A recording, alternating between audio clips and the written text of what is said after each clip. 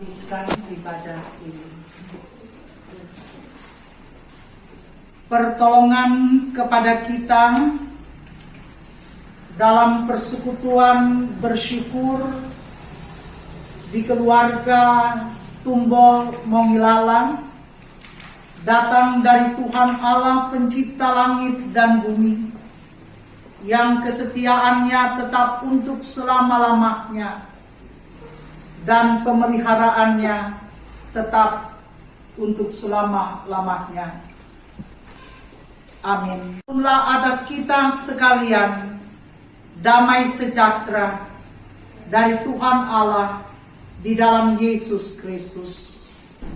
Amin. Ibu Bapa, saudara-saudaraku, di ibadah saat ini kolom 4 yang dirangkaikan dengan ulang tahun pernikahan dari keluarga Tumbol Mongilala, saya ambil dalam kitab Bilangan pasal 8, dibaca ayat 20 sampai dengan ayat yang ke-20.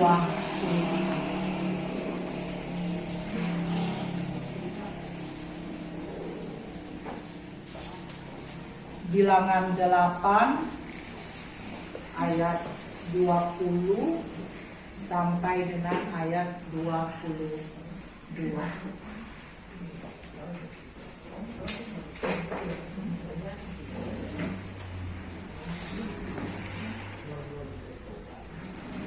Mari kita ikuti pembacaan Alkitab ini.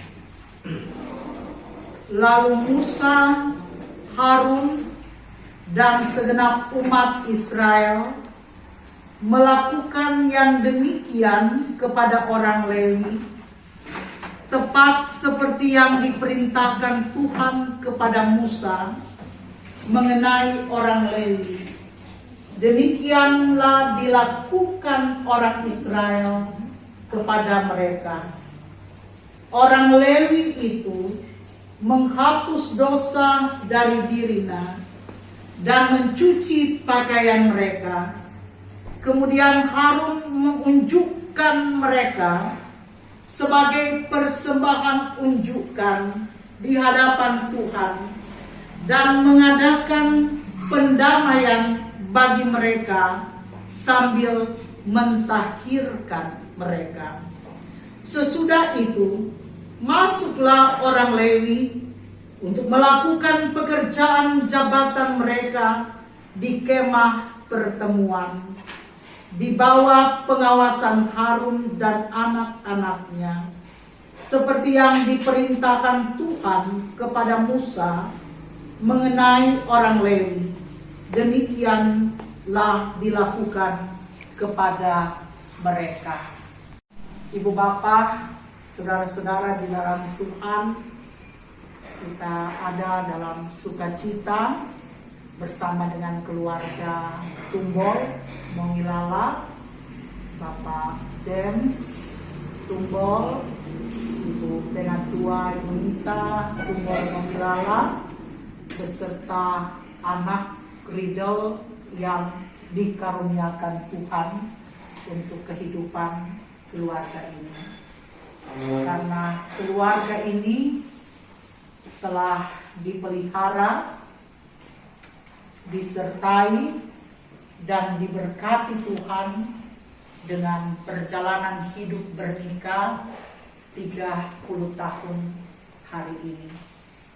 Ada banyak sekali, saya percaya, saya meyakini campur tangan Tuhan dan juga perbuatan-perbuatan ajaib yang dikerjakan oleh Tuhan bagi keluarga, sekalipun juga tidak bisa kita pungkiri bahwa ada pergumulan, ada masalah, ada juga tantangan-tantangan kehidupan.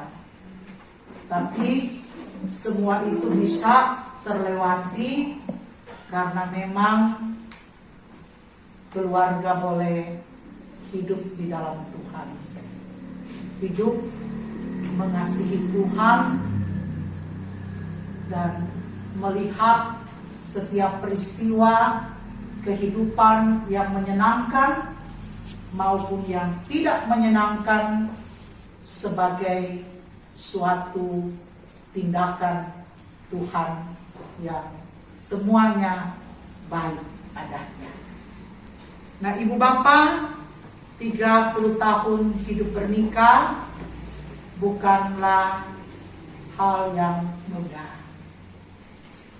Orang bilang memulai gampang, tapi untuk mempertahankannya hidup bernikah itu susah-susah gampang. Tapi kalau rumah tangga suami istri menjadikan Tuhan sebagai pokok pohon kehidupan, pasti selalu melihat bahwa sekalipun banyak kekhawatiran, banyak kecemasan, tapi Tuhan selalu ada dan melakukan hal-hal yang baik dan indah melewati segala kecemasan, kekhawatiran dan ketakutan dalam hidup ini. Bukti 30 tahun Tuhan telah berkati sampai saat ini dan tentunya saat-saat yang akan datang. Itu pengharapan di dalam doa kita semua. Nah, Ibu Bapak, saudara-saudaraku yang terkasih, bacaan kita dalam Bilangan 8 merupakan bacaan yang mengungkapkan tentang tata cara penyerahan orang Lewi yang dilakukan sebelum mereka masuk ke tempat pertemuan. Nah, upacara ini nampaknya tidak mudah untuk dilakukan, karena saya membaca kurang lebih ada 5 tahapan yang harus dilakukan sampai pada orang Lewi itu masuk di tempat pertemuan itu. Dan dikatakan di dalam ayat yang ke-14 sebagai pokok dari apa yang Tuhan firmankan kepada Musa dan Harun. Demikianlah harus engkau mentahirkan mereka dari tengah-tengah orang Israel, supaya orang Lewi itu menjadi kepunyaanku. Ya. Jadi itu intisarinya. Ya. Apa yang dimaksudkan supaya mereka ditahirkan. Ya, karena semua kita tahu bahwa dari 12 suku Israel, hanya di suku Lewi ini tidak memiliki pusaka yang berupa tanah. Karena apa? Karena memang Tuhan telah menetapkan mereka sebagai orang-orang yang akan melayani di kemah pertemuan. Kalau mungkin orang saat ini boleh menyamakan orang Lewi itu dengan sapaan imam. Ya, sapaan imam. Jadi sebelum mereka masuk di kemah pertemuan, mereka harus melewati upacara, ya, upacara pentahiran, upacara pengudusan, ya, pengudusan menjadi milik Tuhan. Baru kemudian mereka diserahkan kepada Harun dan anak-anaknya, ya, supaya mereka juga mulai bertugas di kemah Tuhan itu. Nah, ibu bapak saudara-saudaraku yang kekasih di dalam Tuhan, ayat 20 sampai ayat 22 ini melalui Harun, ya, orang Lewi disebutkan sebagai persembahan unjukan. Ya, itu ayat 20, ya, 21 dikatakan bahwa orang Lewi ini dijadikan sebagai persembahan unjukan. Artinya apa? Persembahan yang dikhususkan untuk Tuhan. Ya, persembahan unjukan itu. Persembahan yang dikhususkan, ya, yang dikhususkan bagi Tuhan. Karena apa? Seperti ayat 14 tadi, mereka itu adalah milik Tuhan. Ya, mereka itu adalah milik Tuhan, bekerja untuk Tuhan, melayani Tuhan, dan karena itu mereka dimurnikan oleh Tuhan. Mereka dikuduskan, mereka mengalami perdamaian dengan Tuhan. Ya. Nah, ini kemah pertemuan ini, ya, adalah lambang daripada kehadiran Tuhan, ya, dalam tradisi Israel. Ya, seperti orang bilang, marilah kita beribadah di Gunung Sion, ya, kayak pemazmur. Itu adalah simbol daripada kehadiran Tuhan, di mana Tuhan, ya, berjumpa dengan umatnya di kemah pertemuan itu. Oleh karena itu, Tuhan sifatnya kudus, suci, murni. Maka mereka juga harus hidup suci, hidup kudus, hidup murni. Karena mereka adalah orang-orang yang telah dikhususkan, ya, untuk melayani Tuhan, untuk bekerja buat Tuhan. Nah, ibu bapak, saudara-saudaraku yang kekasih di dalam Tuhan, apalah kiranya yang boleh menjadi pesan bagi orang semua, tapi juga untuk kehidupan, keberlangsungan rumah tangga dan keluarga Tumbol Mongilala. Nah, ibu bapak yang kekasih di dalam Tuhan, kita ini adalah orang-orang yang percaya, bukan? Ya. Kita juga adalah orang-orang yang telah ditebus dengan darah suci anak domba Allah, Yesus Kristus.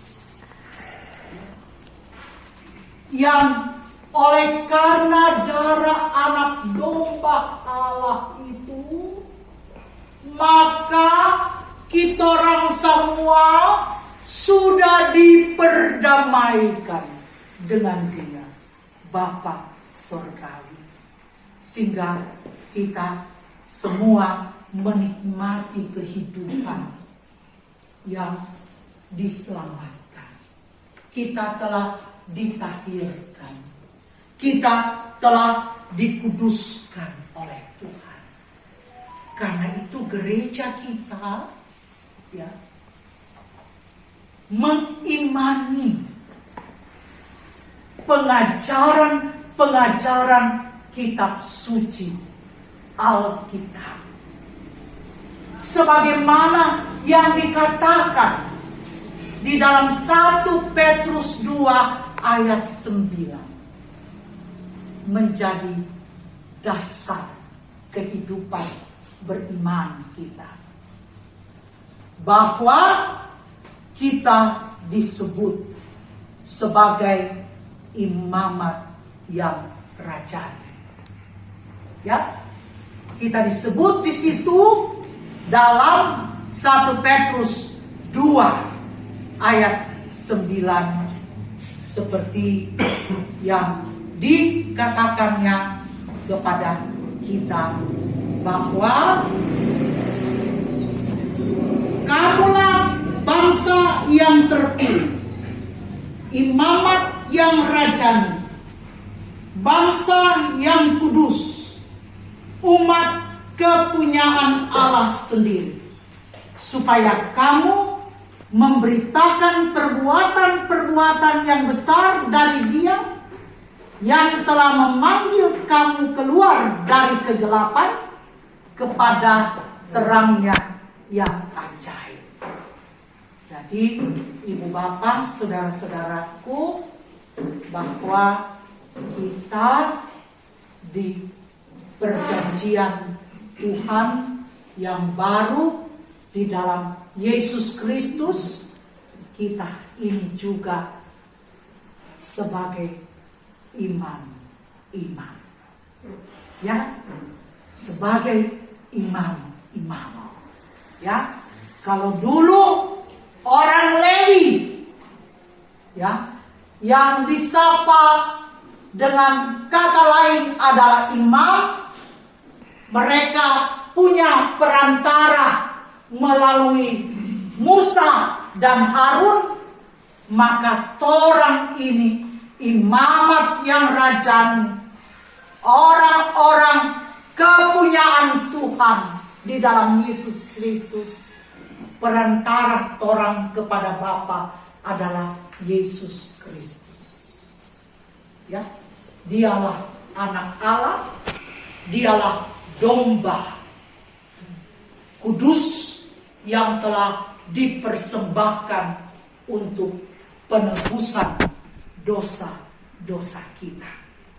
Karena itu, ibu bapak, saudara-saudaraku, seringkali kita berucap bahwa imam itu selalu ditujukan kepada pendeta, imam itu ditujukan kepada pastor, imam itu selalu ditujukan kepada tokoh-tokoh agama. Ya. Tapi ajaran gereja kita sebagai gereja Reform, ya, dan bagaimana juga Martin Luther memberikan penegasan pada ajarannya bahwa kita itu adalah imamat rajani. Dan karena itu, ibu bapak, saudara-saudaraku, kita ini juga adalah imam. Ya. Kadangkala orang mengatakan tuh imam itu selalu tertuju pada papa dalam keluarga. Bapak-bapak adalah imam dalam keluarga. Ya. Padahal pengajaran kita, pengajaran iman Kristiani kita sebagai gereja reformasi, bahwa torang pe suami, torang pe istri, torang pe anak-anak adalah imam. Karena telah ditebus dengan darah suci Yesus Kristus. Nah, kalau itu orang imam, itu istri imam, itu suami imam, itu anak-anak juga adalah imam, maka itu berarti ya, kita orang imam agung adalah Yesus Kristus. Nyana ada imam-imam lain. Oh, nyana ada imam-imam lain. Dialah Tuhan. Dialah Yesus Kristus, penebus dan penyelamat kita. Nah, kalau kita adalah milik Tuhan, ya, kita imam-imam adalah milik Tuhan, yang Tuhan kita percaya adalah Tuhan yang suci, Tuhan yang kudus, Tuhan yang murni.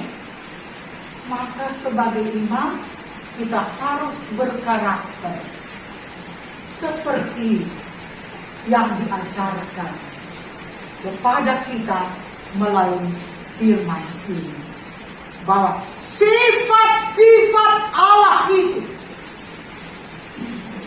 yang kudus itu harus menjadi bagian dalam hidup kita.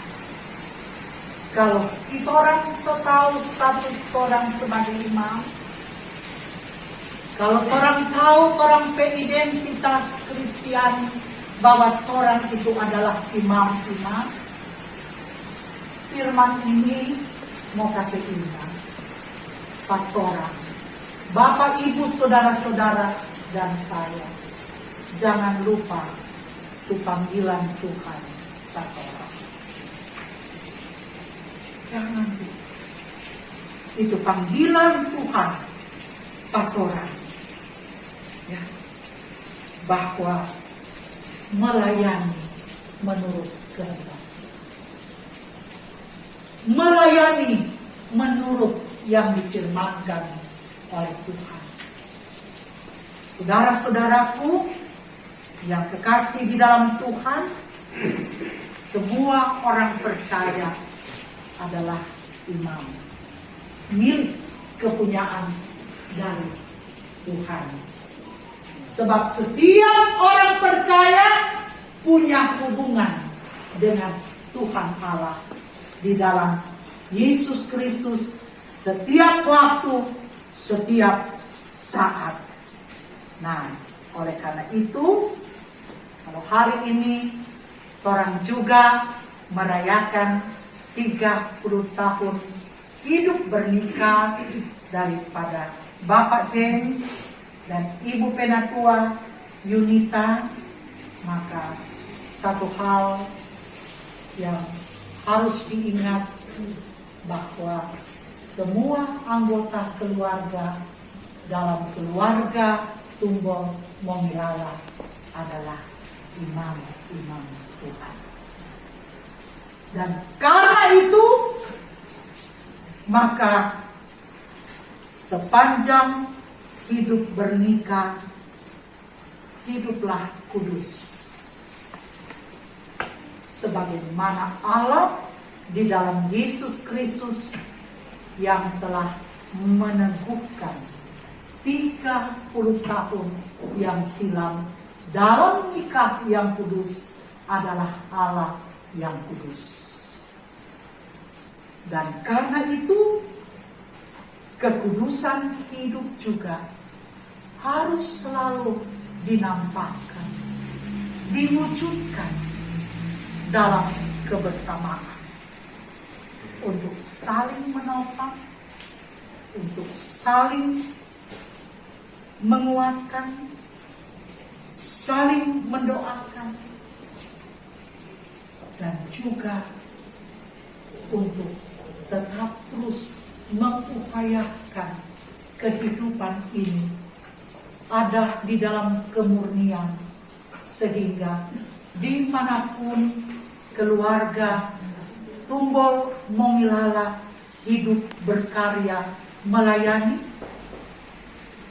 sebagai panggilan Tuhan, itu semua boleh menyenangkan hati Tuhan.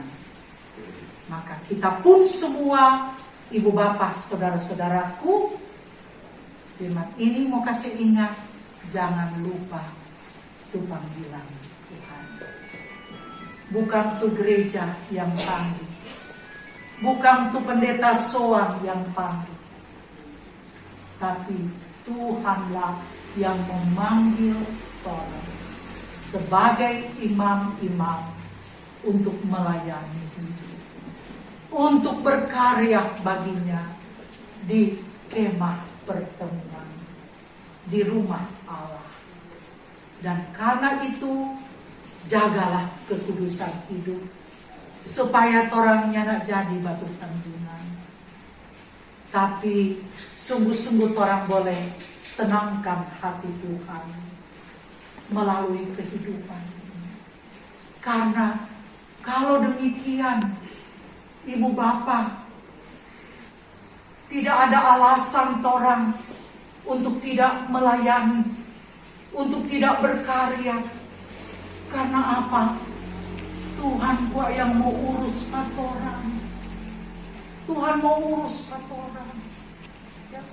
Tutorang mau makan, tutorang mau pakai, tutorang pe anak-anak, cucu-cucu, Tuhan mau urus. Karena itu jangan khawatir untuk penuhi panggilan Tuhan. Ya. Jangan takut, biar banyak tuh tantangan, biar banyak tuh pergumulan, banyak datang kesulitan-kesulitan, dihina, difitnah. Tuhan mau urus katorang. Karena torang ini adalah milik kepunyaan Tuhan. Biji mata Tuhan. Tuhan pelihara. Tuhan jaga. Tuhan urus dalam torang pe kelemahan, torang pe keterbatasan hidup. Tuhan urus katorang. Jadi jangan khawatir, jangan takut, yakin, percaya kalau torang hidup kudus di dalam Tuhan, maka Tuhan tidak akan permalukan kita. Selamat hari jadi for keluarga Tumbuh Mengingat. Amin. Selamat dan terimalah berkat Tuhan, kasih karunia dan damai sejahtera dari Tuhan Yesus Kristus senantiasa menyertai kehidupan keluarga Tumbol Mengilalah dan kita sekalian sekarang dan untuk selama-lamanya.